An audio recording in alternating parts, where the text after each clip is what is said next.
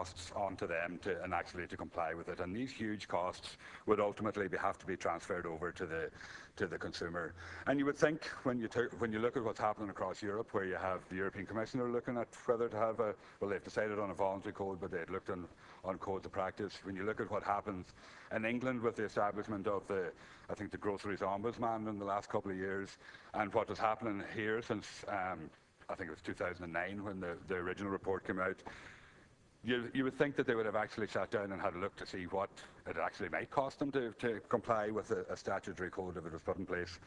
But yet not one of them could actually indicate how much it would actually cost them, or even a ballpark figure how much it would actually cost them.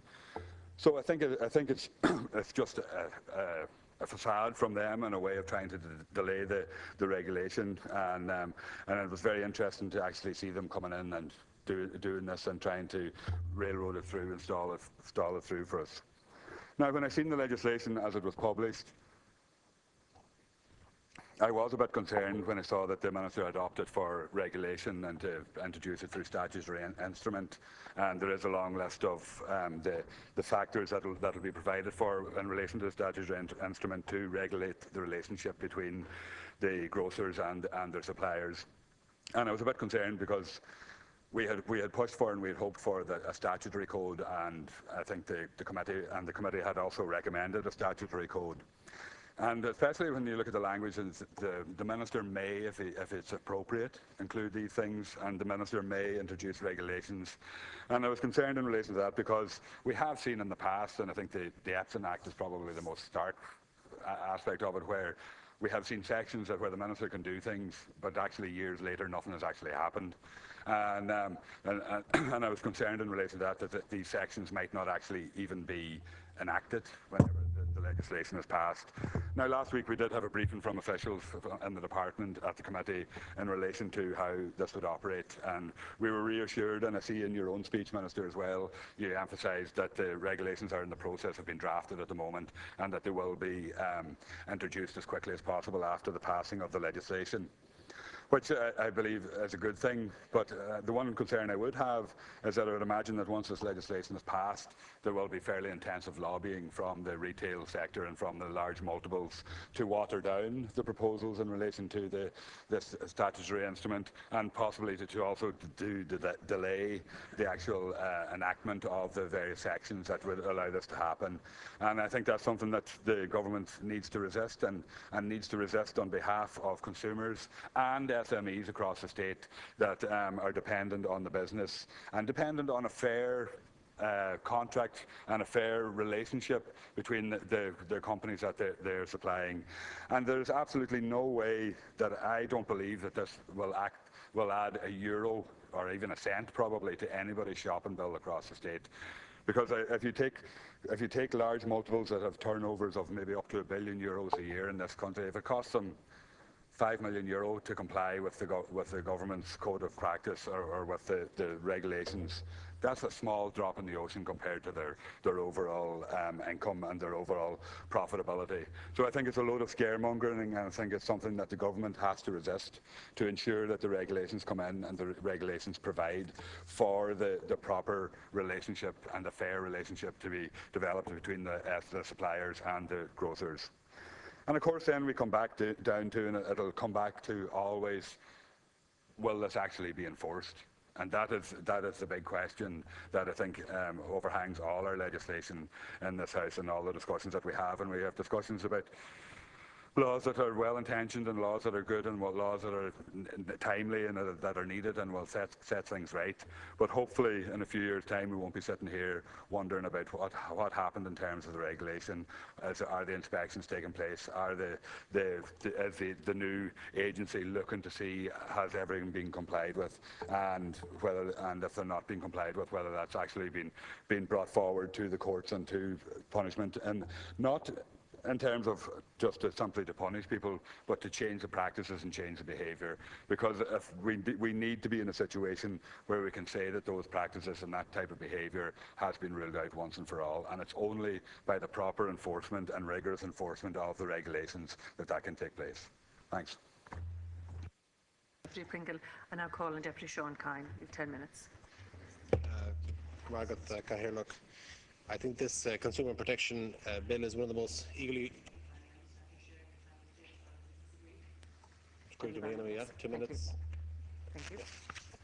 Thank you, Claire. Look, I think this bill is one of the most eagerly awaited bills, and the necessity of the change has been impacted by the economic changes that have taken place in Ireland since the 1980s, when markets were liberalised and opened up with the completion of the single market. Many of the provisions of this bill are commitments that can be found in the programme for government and also actions contained in the action plan for jobs. For consumers at individual level, we're at a total disadvantage when it comes to the balance of power. Even when acting together, a considerable critical mass of consumers is required before the balance of power tips in the favour of consumers. Information is imperative to assist consumers. A strong advocate to act on behalf of the interests of consumers collectively is also essential, and the current framework has not been adequate. It has not been a source of has been a source of irony how elements of competition law have negatively impacted on consumers. An example is the telecommunications in Ireland, with particular reference to Eircom. The objective behind the privatisation of Eircom was to firstly comply with EU competition law, and secondly to provide consumers with greater choice. It was also assumed that the private sector would provide the finance necessary for investments in services such as broadband. We now know that the privatisation of Eircom hasn't worked out well. The inclusion of the entire communications network along with the company in the sale continues to impact negatively on communities across the country some 15 years later. The coinciding of Eircom's private ownership with the property boom took away the focus from investment and onto the profitable sale of the company's property assets. With the recession, the company was unable to provide the investment required for the improvements in the network, and it was only last year that the company was able to launch an e-fibre broadband programme for areas outside the main cities. Added to this were the restrictions placed on the company from aggressively competing until its market share had fallen below a specific percentage. Assuming that all consumers, householders and businesses have access to the same number of service providers, have the same level of choice and service, then this wouldn't have been a problem. However, the fact is that hundreds of thousands of consumers have been negatively affected by the evolution of the telecommunications market in Ireland. Particularly affected have been the consumers in rural towns, villages and areas where the main competitors in providing broadband, such as UPC and UTP, were not and are not available to them. A process that was supposed to provide greater choice, better service and more competition did nothing. Rather, we consumers who became victims of competition. They were supposed to be beneficiaries, but instead ended up casualties in the laws and actions both at EU level and national level intended to improve consumer choice and service. This bill is an opportunity to learn from the mistakes of the recent past and to ensure that we have an organisation, the Competition and Consumer Protection Commission, that is able to raise issues like this, to publicise them, to act on behalf of consumers, and to play an important role in finding and implementing solutions and advocating changes to legislation. Another interface between competition law and service provision to consumers is that of state aid. With the single market, state aid is eyed with suspicion and is deemed incompatible with the common market and a threat to competition. Once again, however, this view ignores the realities of a country with a population density such as ours. It is undeniable that certain services just would not be provided without the support of the state. In the early decades of this state, the provision of electricity, of public transport, of healthcare, of telecommunications, all occurred because of the state support and state intervention.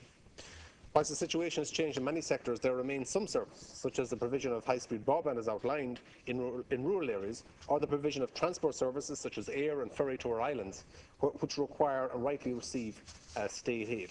And on the issues of broadband, previously the National Broadband Plan was published. It stated that there would be put out to tender and a provider would provide broadband to the most remote and rural areas, but unfortunately the service has been very, very poor.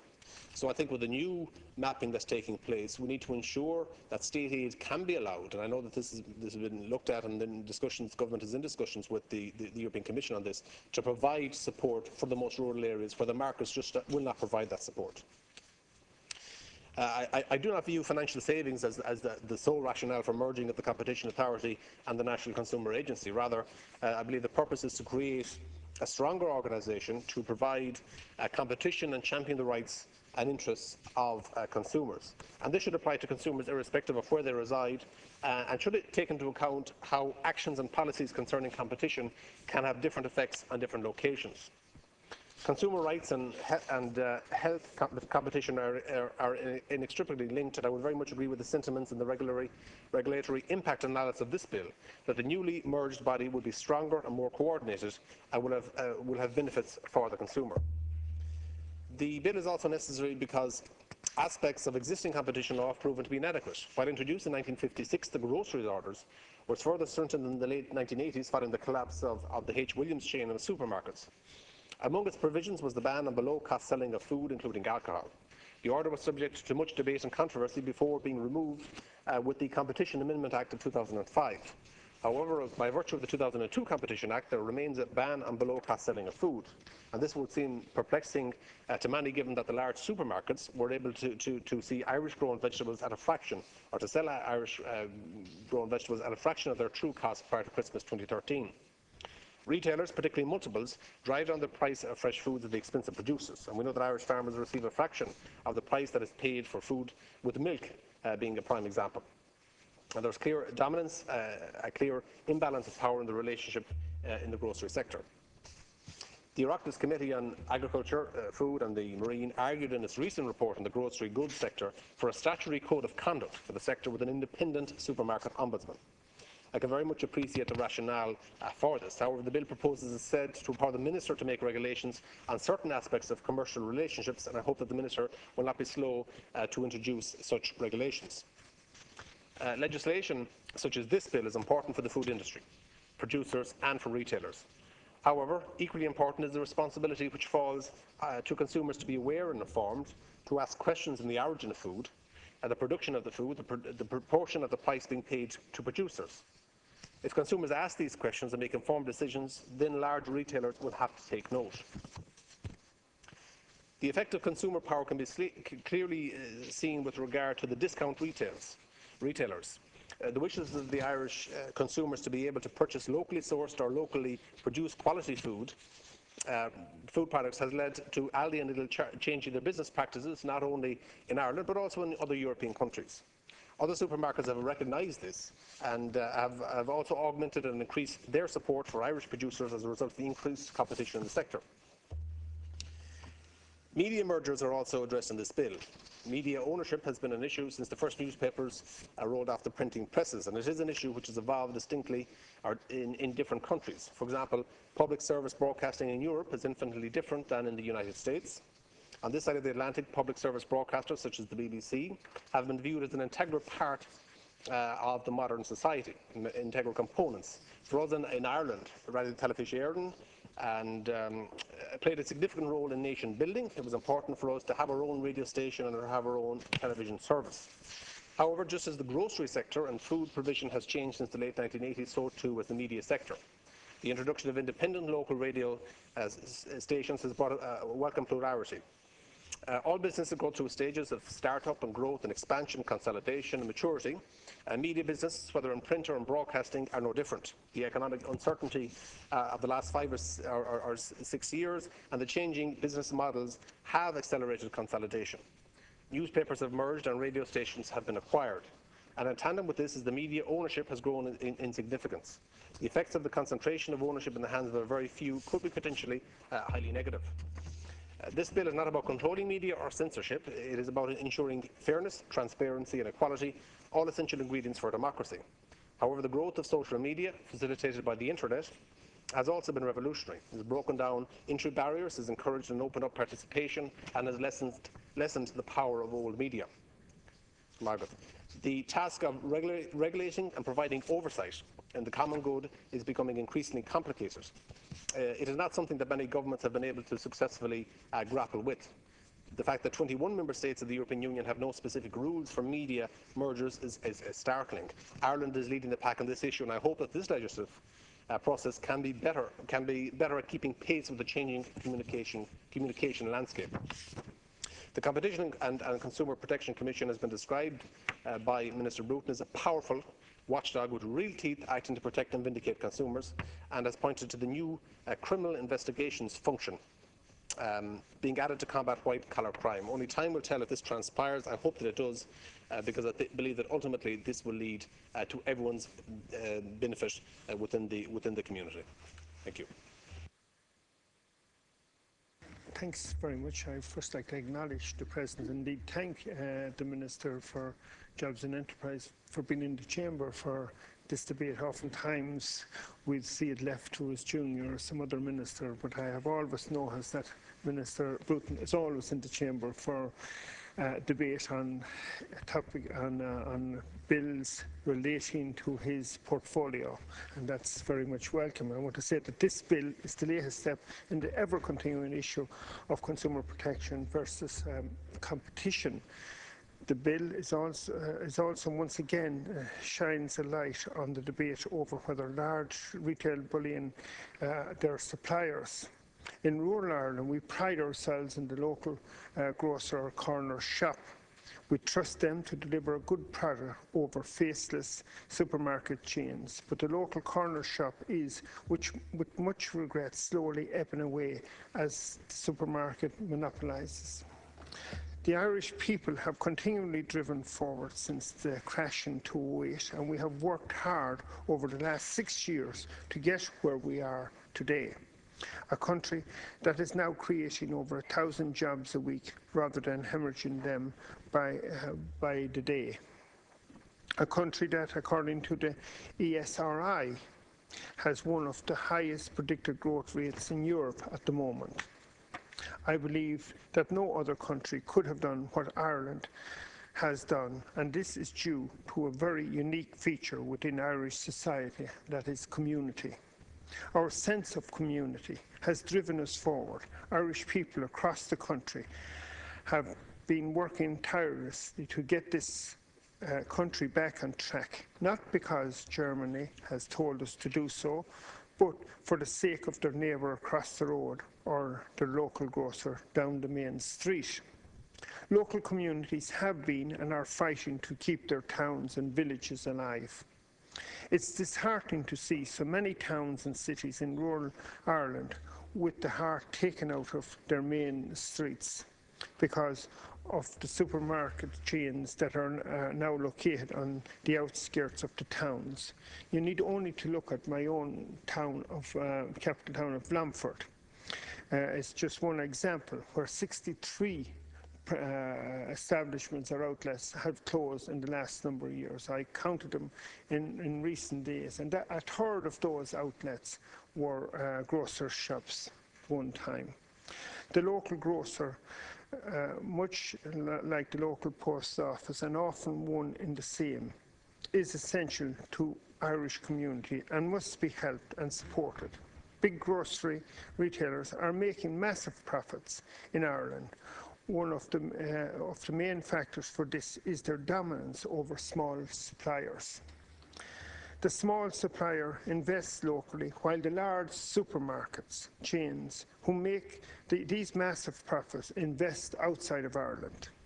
Before Christmas, farmers protested across the country against below-cost selling of vegetables, more commonly known as lost leader. Farmers gathered in protest outside big chain supermarkets across the country and outlined their demand for change, signalling a warning to the government to act to protect their interests. These big retailers who were selling below cost drives down the price for growers. This is an issue that needs to be monitored and indeed addressed by government, as this sort of behaviour is driving many young farmers off the land. Hello money, where payments levied by retailers on suppliers just to get onto their shelves, a practice that is now outlawed. But now the big retailers have found ways to get around this ban, and many of the marketing changes and promotional fees levied by them to cover the cost of price cuts are seen to be a new form of hello money, just by another name. This bill will regulate the grocery sector and ensure fairness between suppliers, retailers and consumers on issues such as contracts and delivery of goods. New legal requirements for record keeping and the inclusion of certain terms in written contracts, together with strong enforcement powers, would ensure fairness and sustainability in the sector. Another section of this bill will create a new, powerful watchdog that has the strength to properly protect the Irish consumer. The National Consumer Agency and the Competition Authority will be merged to create the Competition and Consumer Protection Commission. This was outlined in our programme for government in 2011, and I know that the Minister and his department have been working tirelessly since then to bring this bill to fruition. Ireland's new watchdog will be given criminal investigation functions to combat serious white-collar crime and ultimately combat higher prices and protect customers. It will have a full 360-degree perspective on customer markets in Ireland, allowing it to further strengthen the environment for consumers. Anti-competitive practices are damaging to both customers and consumers and the wider economy. The ultimate aim of the new body will be to ensure open, competitive markets where consumers are protected and empowered, and indeed businesses actively compete. The new merged body will result in a saving of about €170,000 annually. This is our job as a government, to protect our citizens' rights, and it is important that we do not let big retailers cheat us out of those rights. Thank you. Deputy Dara Calleary, you have 20 minutes, Deputy. Thank you, Catherine, and I welcome the publication of this bill, which is an incredibly important bill. Minister, we are particularly well served as opposition TDs, indeed all TDs, by the library service here in the Oireachtas, and they've excelled themselves on this occasion with their bills digest. I don't know if you've had the chance to see it, but it has been a huge assistance in terms of the information and background it has provided, and I'd like to compliment them to do this. I want to focus on the three main areas of the bill. The amalgamation of the agencies into the new CPCC, it sounds like the old Russian Communist Party, the groceries order, and the whole area of media mergers. The initial work began under the former Taoiseach Mary Coughlin's time, and it just will bring Ireland into tandem with most European economies. Indeed, I think our neighbours in the UK started their merged body on the 1st of April. There are a couple of areas, though, I do have concern about, and maybe in wrapping up, the Minister might address it, particularly the provisions in Section 18 of the bill that will allow the Minister for Jobs of the day to direct the CPCC in relation to government policy and its implications, and that it must follow government policy. Secondly, the independence, and obviously that concerns its independence. If a CPCC, or if it's to its work, then government as a major consumer and as a major driver of costs in the state will be within its hairs and will be within its eyes at many stages. And we cannot have a situation where a minister could use or abuse that term. I don't think it will happen under this administration, but if the power is vague enough, a minister at a future time could use that particular section to stymie that independence. That is something that needs to be clarified. Secondly, in relation to the role of the consumer protection side of things, it is difficult in this time of such change, technologically wise and economically wise, for people to keep abreast of their consumer protection and their consumer rights. And it is difficult for agencies such as the Old Consumer Council and the Consumer Agency to advise customers. And it seems that we as consumers aren't really fully aware of our rights until we need them, and then it's often too late. So in terms of getting information across to people and getting the position to people as to how they stand, the agency needs to be properly resourced to do that. And it needs to do so in a bit of a shock tactic kind of way, that big companies who are so well resourced and who have many multiples of the kind of promotional resources that will be available to this agency at any stage in its ownership, it needs to have some sort of a level playing pitch in order to equip and to guard consumers properly in terms of the rights that they have. And while we're setting this agency off, and while we're aligning it with the competition function, we got to ensure that in terms of the alignment, and one of the drivers of this merger was reform of agencies and cost control. But in doing cost control, we've got to ensure that we don't take away the ability of the consumer side of the CPCC to keep people fully informed of their rights, but also of their obligations. Secondly, in relation to the competition side of it, we need an agency with teeth. We need an agency that has the ability to call out any large organisation or call out any unfair sector within the economy and to show where anti-competitive practices are happening. If it is to have teeth, it needs the legal protection that is given in this legislation to be properly enforced. And it needs the powers that has been given to it in this legislation and in the bill in 2012 to be properly understood. There is no sense in us introducing this bill and giving the kind of powers that are in it unless we train members of the judiciary in it, unless we have people on the bench who fully understand the consequences, the import of this bill and the potential of this bill, frankly, to assist consumers and to assist smaller companies.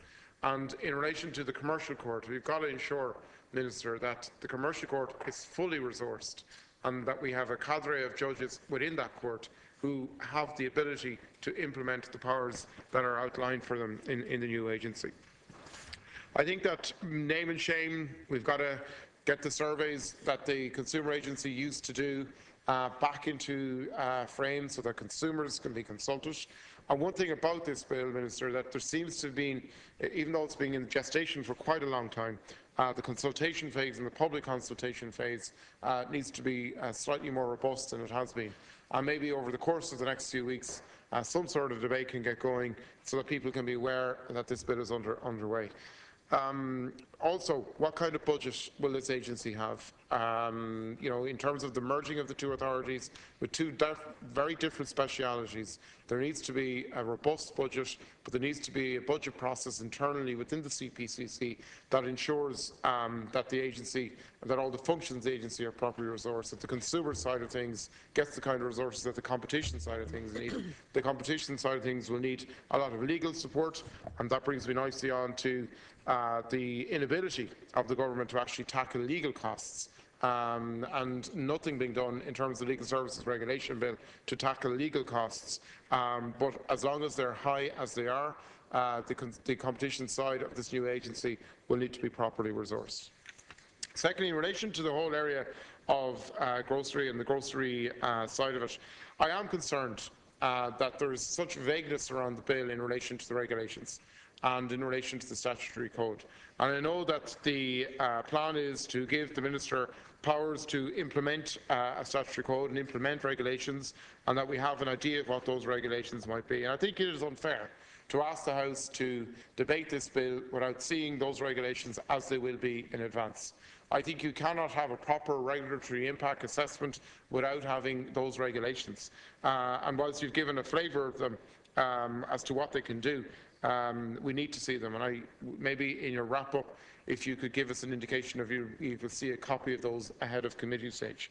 Secondly, there's also a notion that you will have the power under this bill to introduce regulations as the process goes along, that you can do orders at some stage to introduce more regulation, rather than introduce them all in the context of the bill, and maybe take out the ones that aren't working, but at least give us an analysis at the start of the bill as to what kind of regulations we can expect.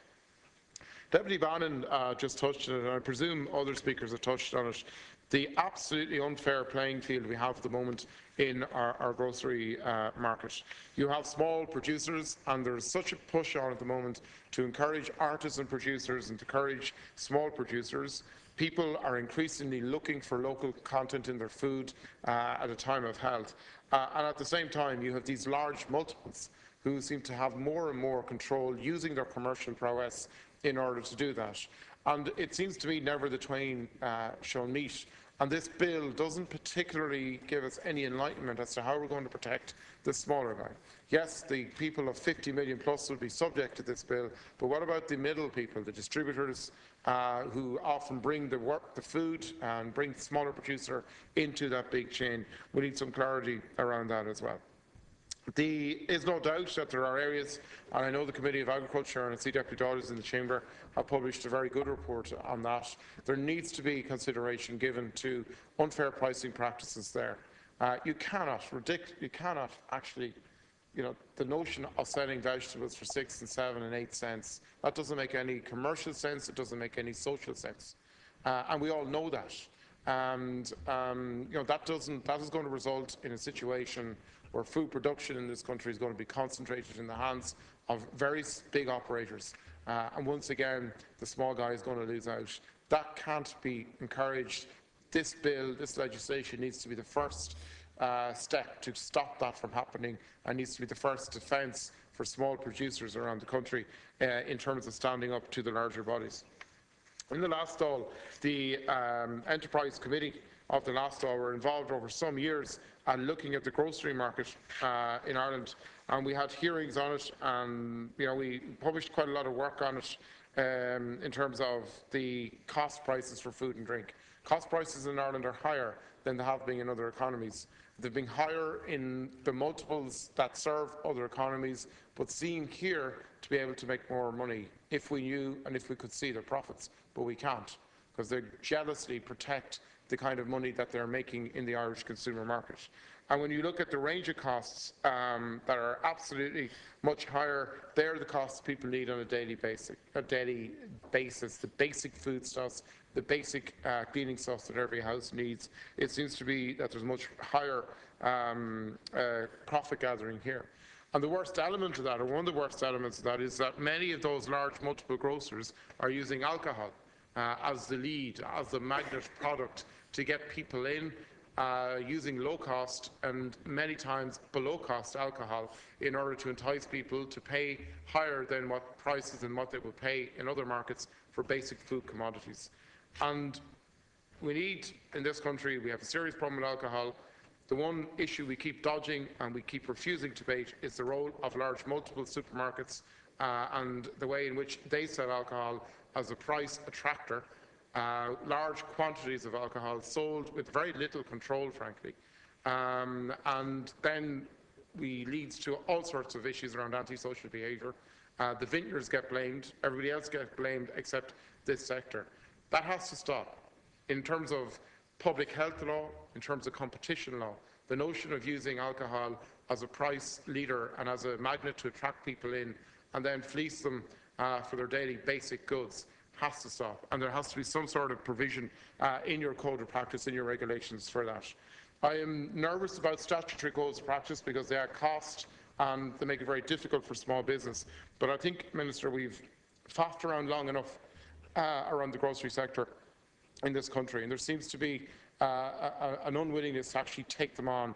This is the opportunity to do it, and I'd hope that you'd use that opportunity that is there. They do not respect voluntary codes of practice. They ride roughshod through them, and I think we need a debate on that. The whole side of media mergers is tied to that. And today we send our thoughts to the staff of Landmark Media, the Irish publishers, the Irish Examiner, and many other papers who have a redundancy programme underway today. And again, it shows the vulnerability of our domestic media and domestic media outlets, particularly at a time of such change within the media market. And I know that the Minister for Communications has taken responsibility and will have the ultimate say following a review of the CPCC into any potential media mergers.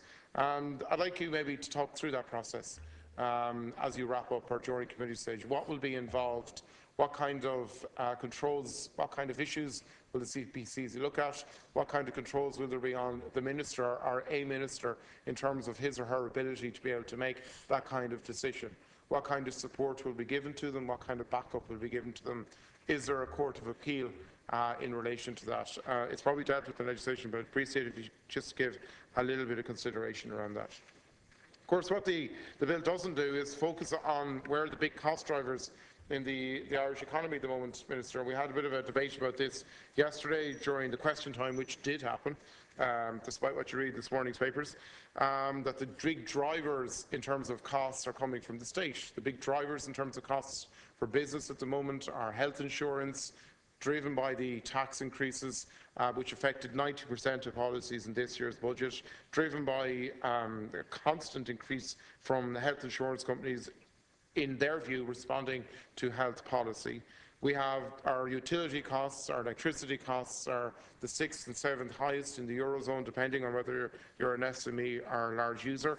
In the wrap-up, you might say, what will this bill do in relation to utility costs? Our waste costs are considerably in excess of our European competitors.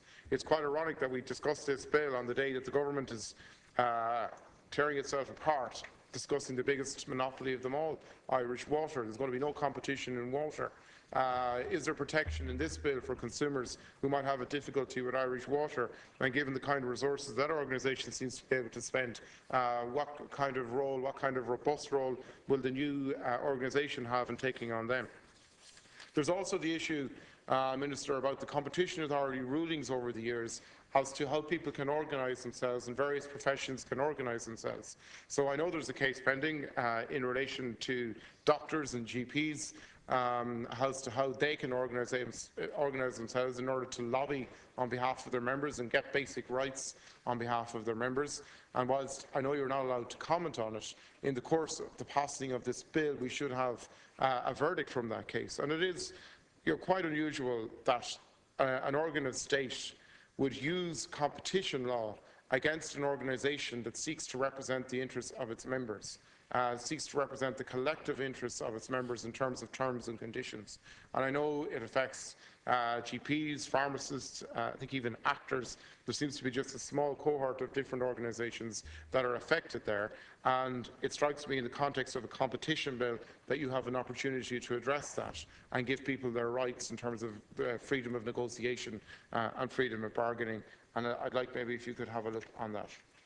I think we have already a robust set of competition law in the country, and there are many elements in this bill which will enhance that. I think it paid tribute to the two organisations that we are merging. They struggled over the years and they did a pretty good, the Competition Authority and the Consumer Agency performed in difficult circumstances some good work. But if this body is to work, the new collective body is to work, again I reiterate, it must be independent of government. It must be able to call government out as the biggest driver of costs in the state and as one of the biggest consumers.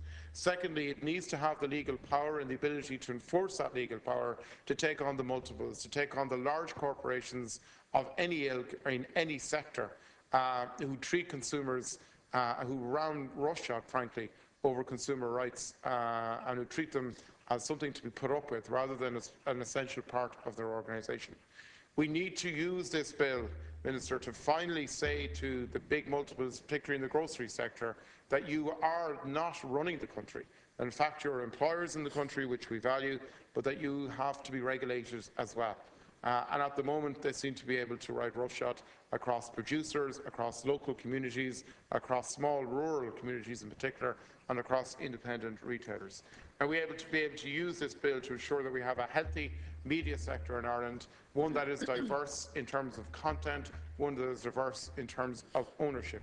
It would be ridiculous for a country that has the literary tradition that we have if, because of developments in the media market and developments in technology, voices were concentrated in one area, in one direction, and talent and literary talent was prevented from having an outlet for its work.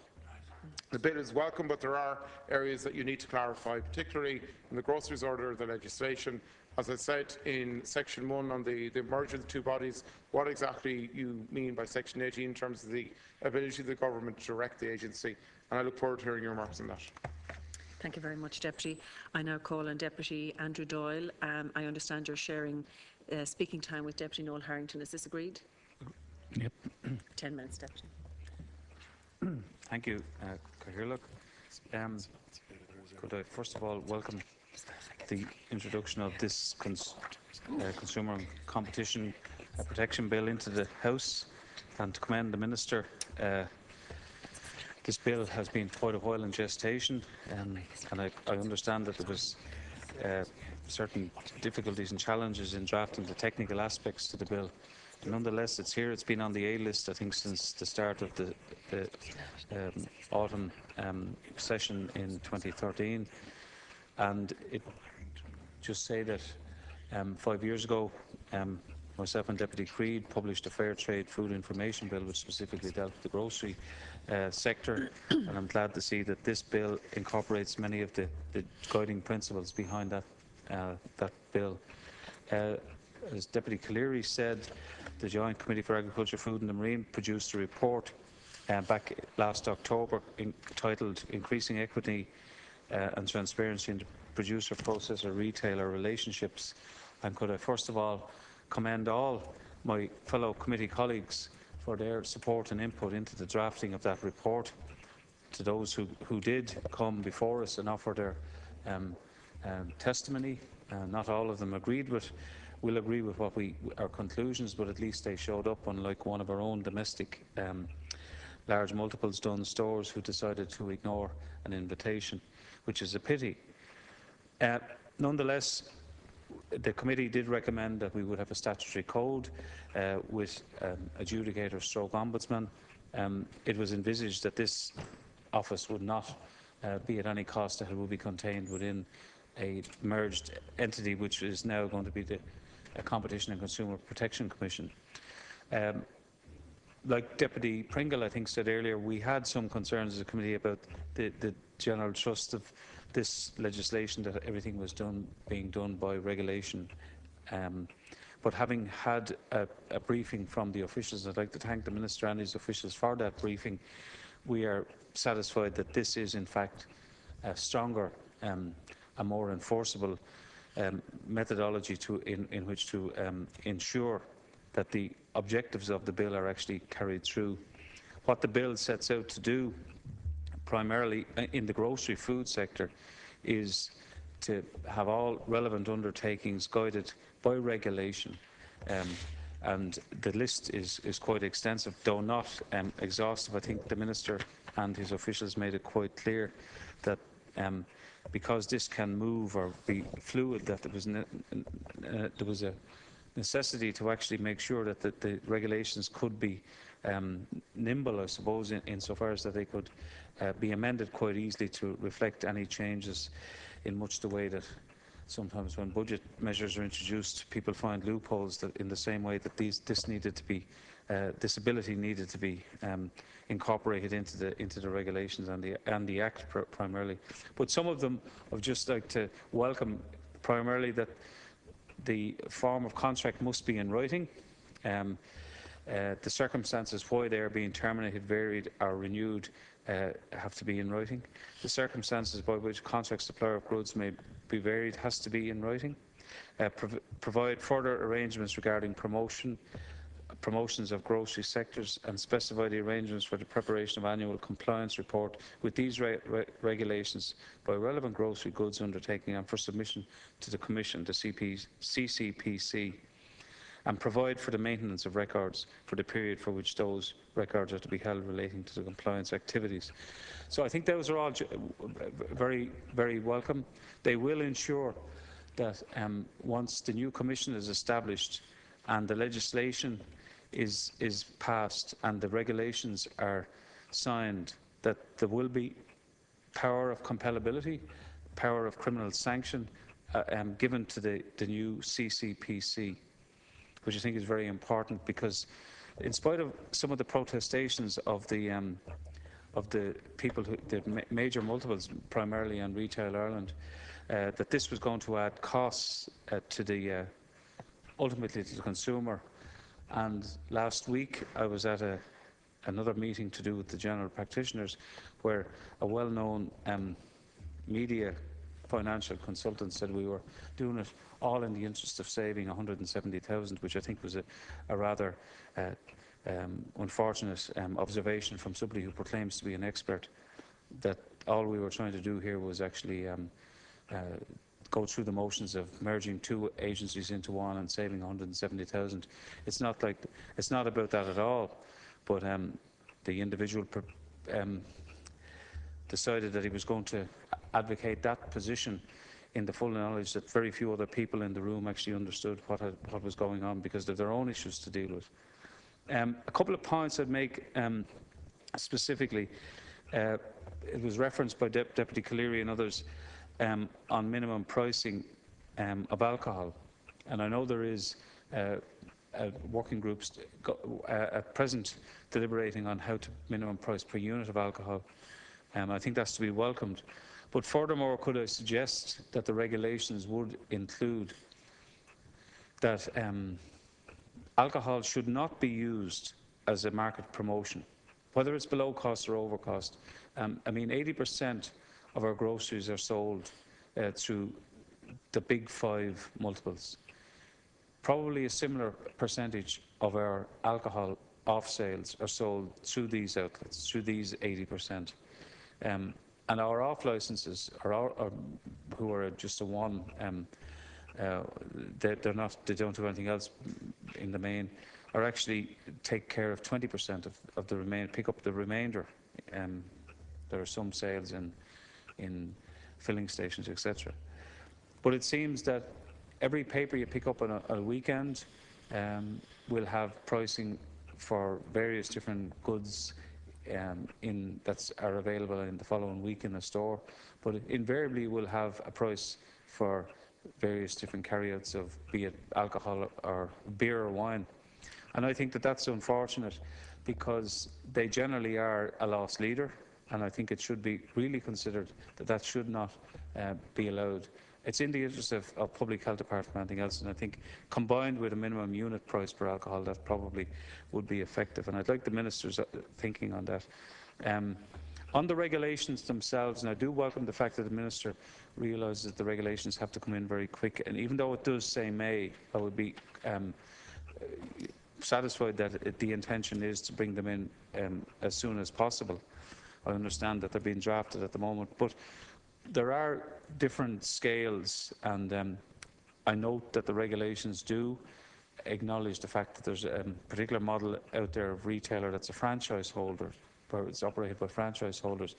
Some of the franchise holders are as big as some of the comparable stores, but others are quite small, and they're actually no bigger than what would be more akin to what RG Data represents, those scale of stores. And is it possible that the regulations at committee stage, maybe we could discuss this, or report stage, a way of making sure that that those stores are not unduly burdened, those operators where they've a very small, they're a single entity, standalone franchise, operated on a small scale, but whatever support measures from the point of view of compliance would reflect that level of activity turnover, and I think it's something that we might usefully discuss. The other one is, and Deputy Cleary again mentioned it, on the disclosure of profits. And I understand for foreign direct investment there's a whole lot of reasons why you wouldn't want multinationals to disclose their profits, but there is a specific group here, and I know today's paper was almost, we were almost meant to feel sorry, I think, for a major, one of the biggest outlets in the world, retailers in the world, where the profits went down from 3.5 to 3.3 billion now, and the company's paying out over 14 cents in the share. So, I mean, I think maybe that'll be used as a reason to lobby why we shouldn't have stronger regulations. But I do think it would be helpful to know what the level of profits are, to level the playing pitch. There are small suppliers, small producers who find it difficult to have any collective bargaining power, have always had a problem. The new CAP is allowing for the provision, for the formation of co-ops or producer groups. So it is recognised not only at Irish level but at EU level. So I would like to hear the Minister's thoughts on that. And could I finally just welcome the fact that this bill also deals with the media mergers. I think it's long past time that when media mergers are about to take place, that those parties to it would notify the relevant department. Thank you And very I much, welcome the Deputy. fact that the Department of Communications will have a very proactive part in this. So thank you. I now call on Deputy Noel Harrington. You have 10 minutes, Deputy. Here, look, and again, I just want to welcome the opportunity to speak to the bill, and to also welcome the Minister's presence here in the chamber. I would like to welcome the bill as part of the government programme to reform the state agencies to begin with, and to merge those found suitable to be merged, leading to a better value for the consumer and the taxpayer. But I think it's very important that we'll have to evaluate what this will actually do for the consumer. Consumer protection is defined as a group of laws and organisations designed to ensure the rights of consumers, as well as fair trade competition and the free flow of truthful information in the marketplace. The laws are designed to prevent businesses that engage in fraud or specified unfair practices from gaining an advantage over competitors. They may also provide additional protection for the weak and those unable to take care of themselves. Consumer protection laws are a form of government regulation which aim to protect the rights of consumers. For example, a government may require businesses to disclose detailed information about products, particularly in areas where safety or public health is an issue, such as food. Consumer protection is linked to the idea of consumer rights and to the formation of consumer organisations, which help consumers make better choices in the marketplace and to get help with consumer complaints. I suppose our membership also, and I think we should reflect on our membership of the European Union, has improved a lot of the legislation that we have had over the last number of decades with respect to consumer protection. And I'd like to acknowledge also that this bill has been in the ether, I suppose, for quite some time, and I think it was announced in the 2009 budget. And because it's a highly technical and detailed piece of legislation, it has taken this much time. But it has to be noted that different forms of consumer or competition legislation have evolved and have matured over a period of time. I suppose the legislation deals effectively in three broad areas. First of all, the legislation to amalgamate the two agencies. And I note that this has met with broad favour amongst some of the key stakeholders involved in consumer competition and protection.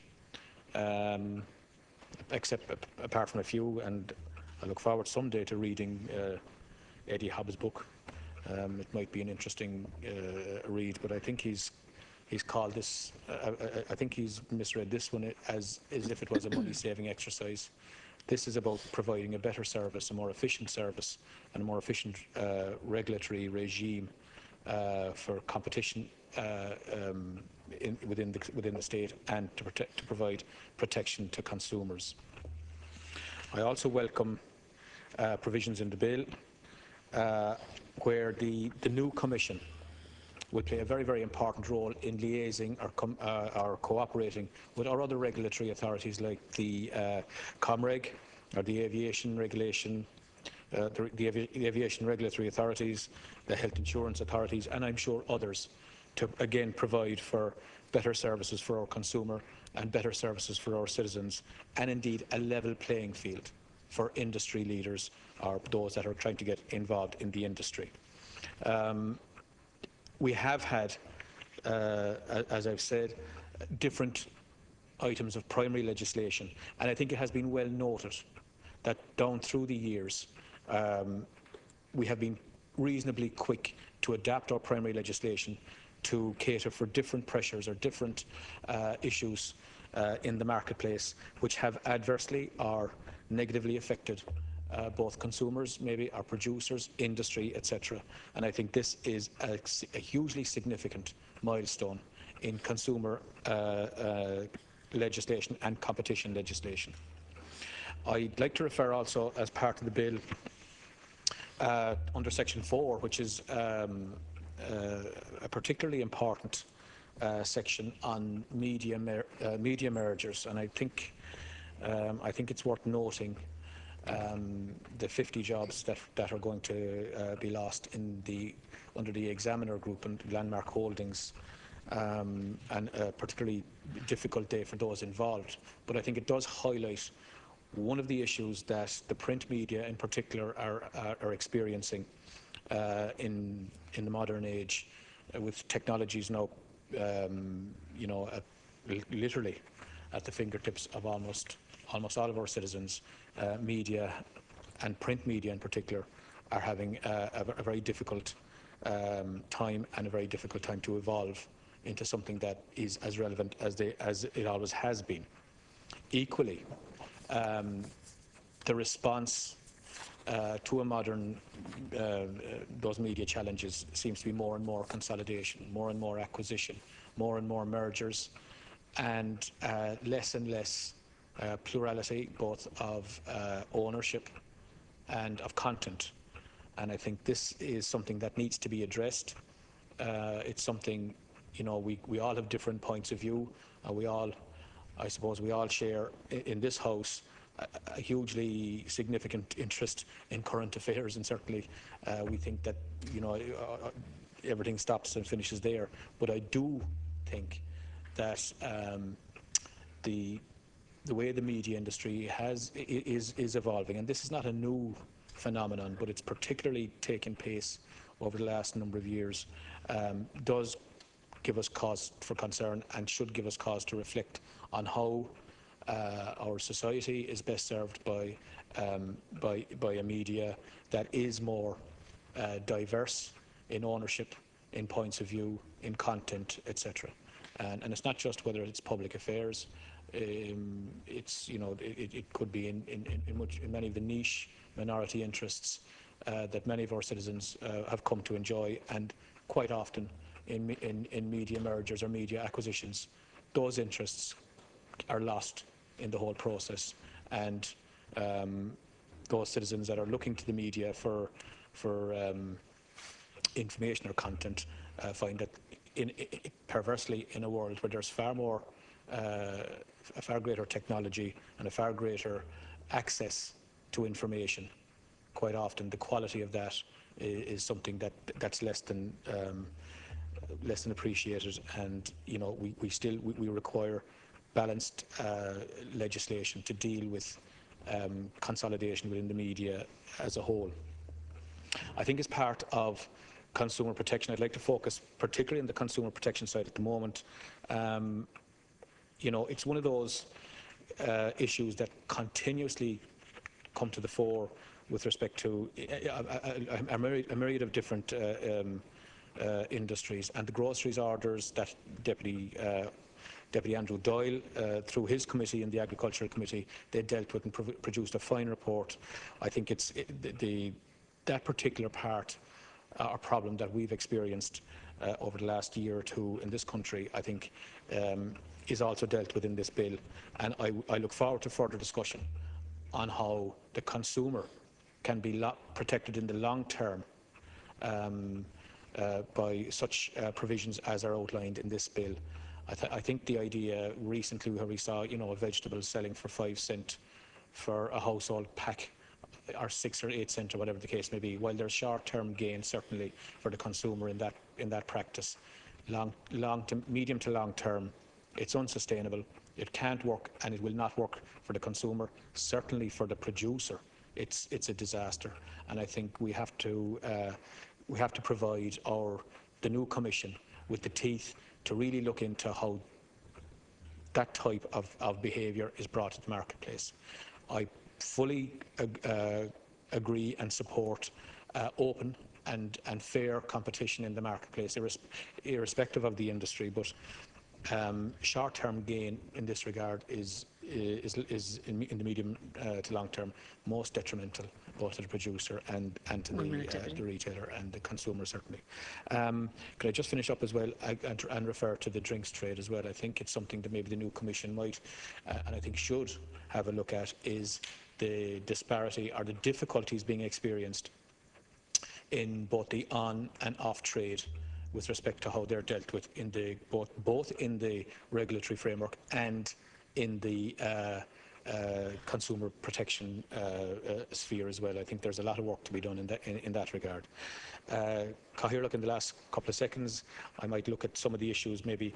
I look forward perhaps to having, as a result of this, maybe a greater broadcast or public name and shame of market players who will not or don't conform to the legislation when enacted. We look across the water, we see, and it has huge interest. Thank you very much, Deputy. Yeah, many of the programmes that protect consumers, they make for riveting viewing, I have to say, and they are another element of protection for consumers. And I think some kind of a historical name and shame, I think, would be very, very